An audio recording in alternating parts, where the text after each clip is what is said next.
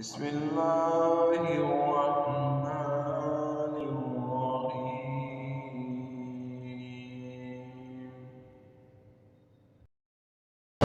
کہتے ہیں کہ اپنی بیوی سے آدمی آگے اور پیچھے دونوں سے جماع کر سکتا ہے۔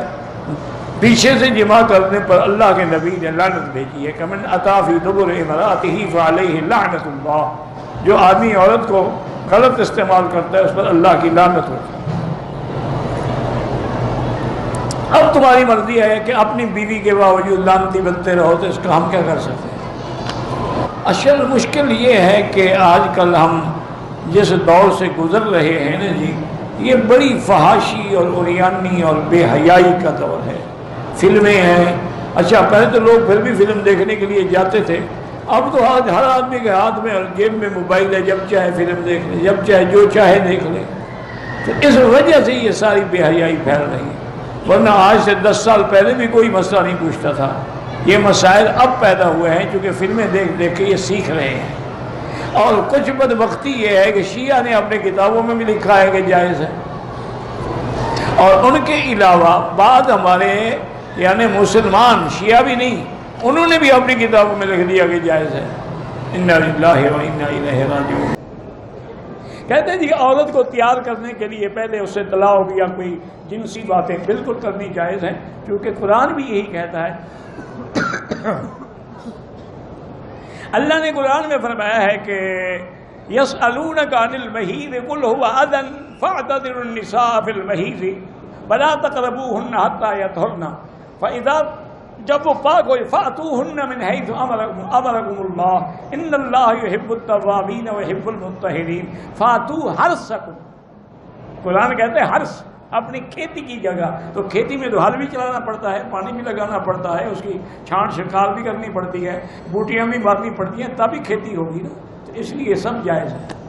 بلکہ علماء نے یہ بھی لکھا ہے کہ اگر میاں بیوی آپس میں پیار کر رہے ہیں، طلاق کر رہے ہیں، بوس و کنار، تو یہ نفل پڑھنے سے بھی زیادہ ثواب، کیونکہ اس سے وہ زنا سے بچے گا نا۔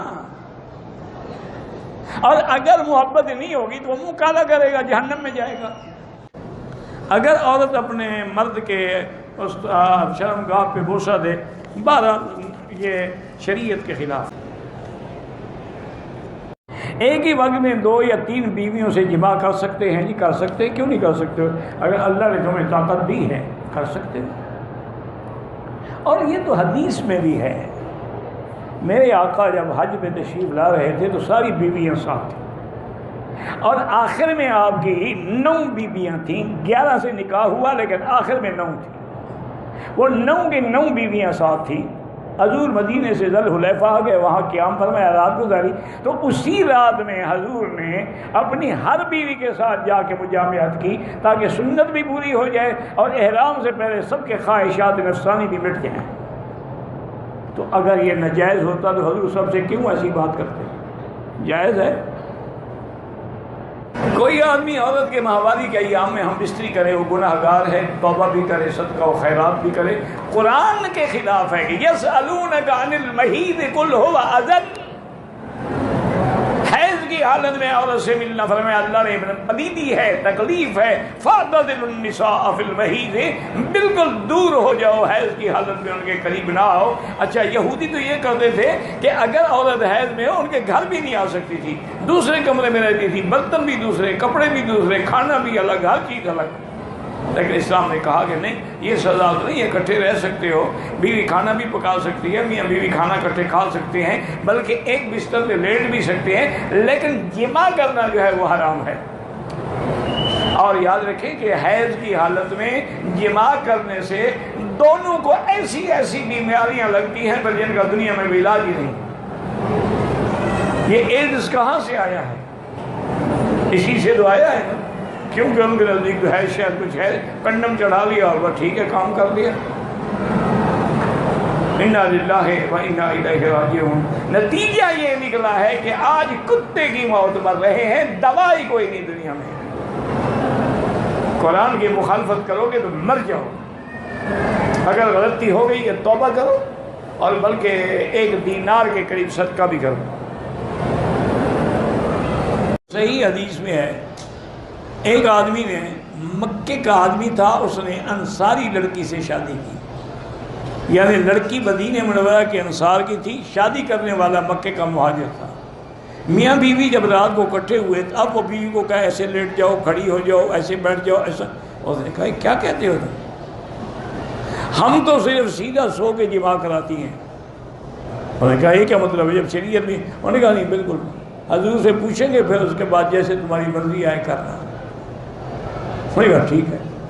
صبح کو حضور کی خدمت میں آئے، انہوں نے پوچھا، انہوں نے فرمایا کہ ہاں بس عورت کا پچھلا حصہ استعمال نہ کرو، باقی تمہاری مرضی ہے، کھڑے ہو کے، بیٹھ کے، لیٹ کے، جو چاہو کرو۔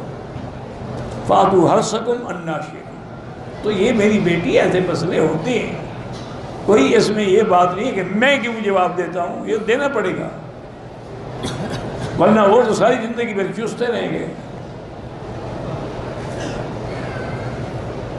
کہتے ہیں جی کہ میاں بیوی ملنے سے پہلے دعا، کپڑے اتارنے سے پہلے دعا مانگ سکتے ہیں، اللہم جنب الشیطان عنا وجنبنا ما رزقتنا منہ، یا اعوذ باللہ پڑھ لیا۔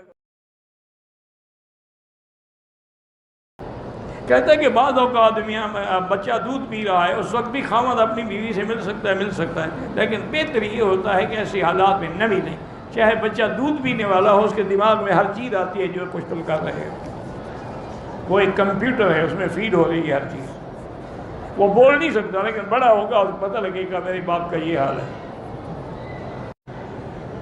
اگر دو بیویاں ہیں میری، ایک ہی کمرے میں، ایک دوسرے کے سامنے میاں بیوی ہم مسٹیکٹ نہیں کر سکتے ہیں، دوسرے کو ایذا پہنچانے کی اللہ نے اجازت نہیں دی۔